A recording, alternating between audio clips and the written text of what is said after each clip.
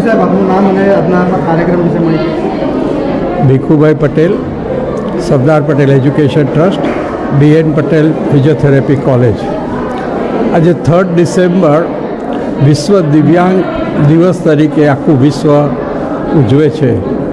I think દિવ્યાંગ શબ્દ એ આપણા લોકલાડીલા પ્રાઇમ મિનિસ્ટર શ્રી નરેન્દ્રભાઈ મોદીએ 2016માં આઈ થિંક દિવ્યાંગ શબ્દનો પ્રયોગ શરૂ કરાવેલો, જે મારી નોલેજ મુજબ. અને લગભગ આખા વિશ્વના અને ખાસ કરીને આખા હિન્દુસ્તાનના દિવ્યાંગ બાળકો માટેનું એક સ્પેશિયલ પ્રોગ્રામ્સ સેન્ટ્રલ ગવર્મેન્ટ, ખાસ કરીને ગુજરાત ગવર્મેન્ટ દિવ્યાંગ બાળકો માટેના જોઈતી ઘણી સ્કીમો ડિક્લેર કરી છે, એનો અમલ કરે છે, અખત્યાર કરે છે.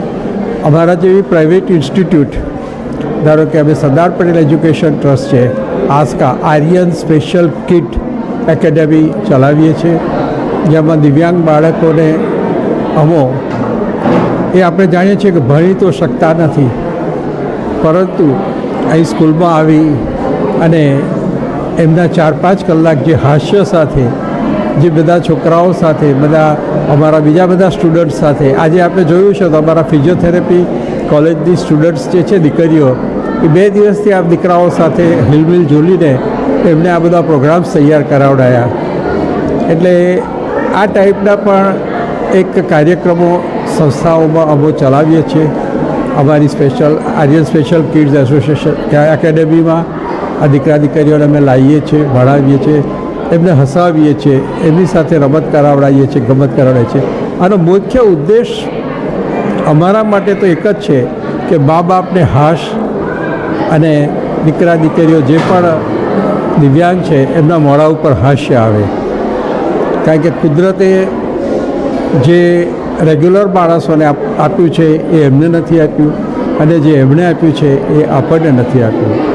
એટલે આરસપરસ એકબીજાને આપણે સમજીએ, એ તો આપણને નથી સમજી શકવાના, પણ આપણે સમજીએ અને ભગવાનની આ લીલાને આપણે હર્ષોહર્ષ દીકરાઓને, દિવ્યાંગોને જેટલા બને એટલા હસતા કરી શકીએ, રાખી શકીએ, એટલી આપણી સામાજિક ફરજ તરીકે, એજ્યુકેશનલ ઇન્સ્ટિટ્યૂટની સામાજિક ફરજ તરીકે.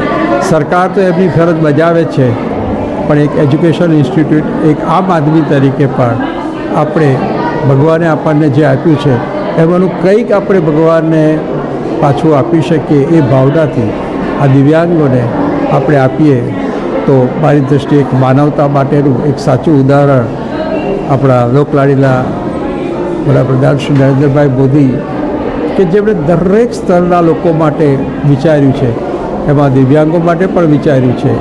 એ બદલ હું ભગવાનને પણ પ્રાર્થના કરું છું કે આપે જે દિવ્યાંગો મોકલ્યા છે એને અમો એ પ્રસાદી સમજી અને એમને જેટલા બને એટલા મદદરૂપ થઈએ અને એમની જિંદગીને હાસ્યરૂપ બનાવીએ એવી પ્રાર્થના કરીએ છીએ, અને એવી અમને શક્તિ આપે. ધન્યવાદ.